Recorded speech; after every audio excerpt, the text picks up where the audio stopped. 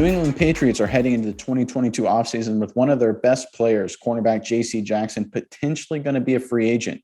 Mize, I know you've got the latest from the Jackson camp and how he feels about the Patriots. Listen, J.C. Jackson had a great season last year. Got a ton of interceptions. He's a young, hot quarterback on the market right now. He's had more interceptions in his first 4 seasons than any other undrafted free agent in all of the NFL. So that's something to hang your hat on. Okay? But here's the fact of the matter. Jackson is demanding. It's time Mr. INT gets paid. Okay? And first of all, that's interesting that you call yourself that. But second of all, he goes on to say that since he hasn't been paid by New England, the talks haven't started. The deal that he wants hasn't been put on the table. He says, I guess they feel like they don't need me. I guess I can't be that important to them. I know I'm important, but they aren't showing me. And Nick, this is the number one thing. This is the worst way I think you could go about things with the New England Patriots, because I've seen them have tons of superstar talent come. They use it to the best of their ability. They wait until the contract is up, and then when your big payday is due, they let you go on somewhere else. You see this happen with the trading of Stephon Gilmore.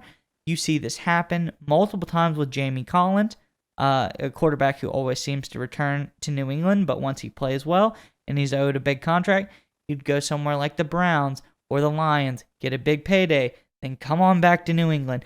I think Jackson's barking up the wrong tree as far as demanding a big payday from New England. What do you think? So you're 100% right. I think that Jackson's story is probably frustrating for him because he feels like he's had a great number of years, and he certainly has. But look at the history with New England. They sign and develop cornerbacks, but then, like you said, they don't give them the big deals. Remember, they brought in Darrelle Revis very cheaply from the Jets a number of years ago for just a year or two. They did the same thing with Aqib Talib. They did the same thing with Brandon Browner. They let Malcolm Butler walk and go to Tennessee. They traded Stephon Gilmore, like you said.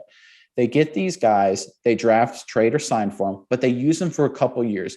And Belichick knows this. Like he just, where he's been so smart is that so many teams overpay for corners and safeties, but it's such a strange position because there's, any play, there's 4 or 5 receivers obviously out in the open, running routes and things like that. You have to have more than one quality corner. You can't put all your eggs in one corner and then weaken the rest of the team. And Belichick's really, really smart. He's recognized this from the get-go. And that's exactly why he's never overpaid for corners. And that's why he's not going to do it right now with J.C. Jackson.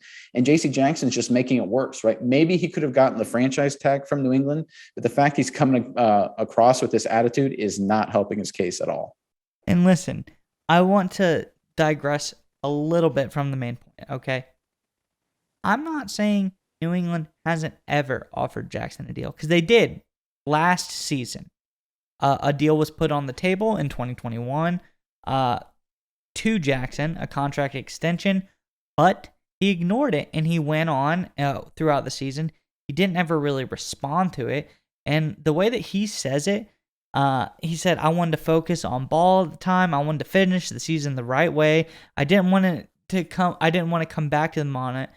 Maybe maybe they offered him the deal and maybe they felt like, we gave you a great deal.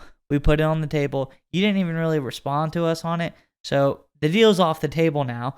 The franchise tag's probably not going to happen either. So I think he was given an opportunity. Maybe it wasn't exactly the deal he wanted. I guarantee you they're probably not going to give him top cornerback money because that's just not something that they do. But I feel like the Patriots might feel disrespected. I know Jackson feels like he's being disrespected. And it might be in the best interest of everyone if they go their separate ways. I feel that players sometimes have to leave New England, see how good they have it as far as a winning standpoint comes. They grow, they mature, they get their payday. Then they find their way back home, and this might be the best option for Jackson. Yeah, and I think the big thing with what the Patriots do is you talk about the Patriots being disrespected. I don't think they care. They treat it like such a business, and they're like, look, we have 5 corners or 5 DBs on the field at any given time. The ball's only going to be thrown at one of them. We're not going to pay you a lot of money and make the other 4 guys have to be, second-rate players. If you want to try the free agency, go ahead. And Jackson took that as an insult. And like you said, he'll probably go somewhere else, get a big payday, realize that he's not winning or things aren't the right way in that organization. And I'm sure he'll come right back to New England.